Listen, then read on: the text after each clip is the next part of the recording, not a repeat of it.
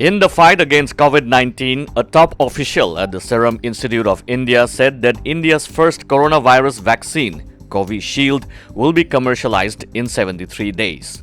The vaccine is developed by Oxford University and it is likely to be the first one to move into production in India. The Phase 3 trials of the vaccine are being handled by the Serum Institute of India.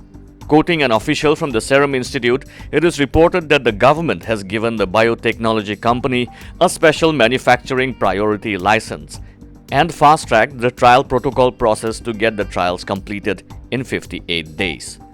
The final trial report will be out in another 15 days from the second dosing.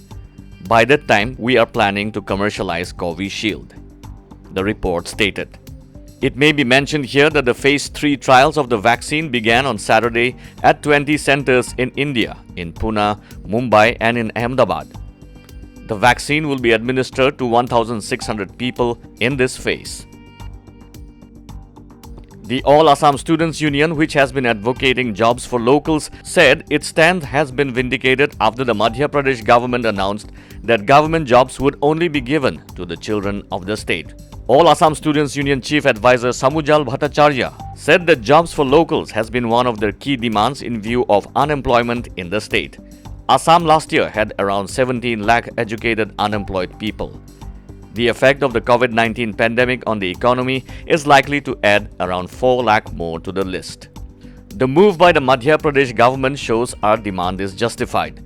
We have to see when the BJP-led Assam government and the centre realize that we need to secure the future of our people first, Bhattacharya said.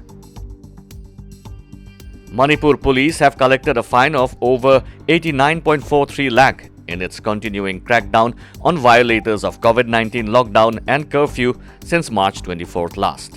A fine of Rs 89,43,250 was collected from 74,836 persons for violating the standard operating procedures of the lockdown set by the state government. A total of 51,833 vehicles were detained during the period from March 23rd. The total amount collected as fine included 40,000 collected from 206 persons detained and released later after warning, it said. State Police Department has been cracking down on violators of lockdown in the state since March 24th, the day the nationwide lockdown was announced. An endangered moth, Madagascar moon moth or comet moth, native to the rainforests of Madagascar, was spotted in Nagaland district in Nagaland on August 21st during the dedicatory program of newly constructed office chamber of Deputy Commissioner Nagaland. Madagascar moon moths are spotted occasionally in the region, which also have an Indo-Myanmar biodiversity hotspot rich in flora and fauna. Although endangered in the wild due to habitat loss, the Madagascar moon moth is bred in captivity.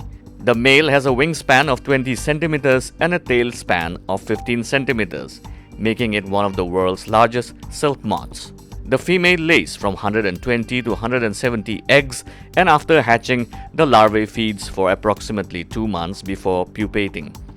The adult moths cannot feed and only lives for 4 to 5 days.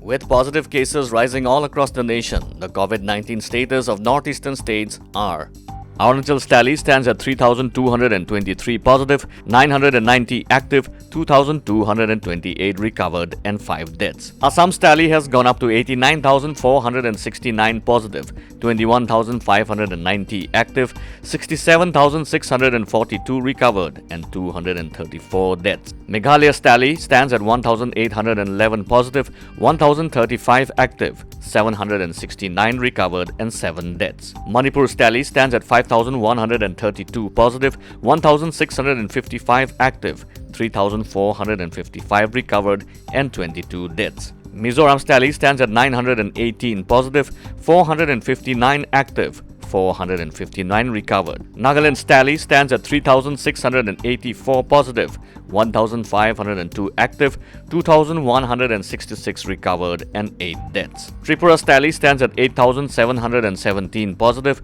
2,445 active, 6,182 recovered and 72 deaths. Sikkim's tally stands at 1,381 positive, 507 active, 871 recovered and 3 deaths. Total number of COVID-19 cases in the Northeast stands at 1,14,335 positive, 30,507 active, 83,772 who have recovered, and 351 deaths as of August 23, 2020. Like, subscribe, and hit the bell icon for all the latest news that matters and stories that inspire.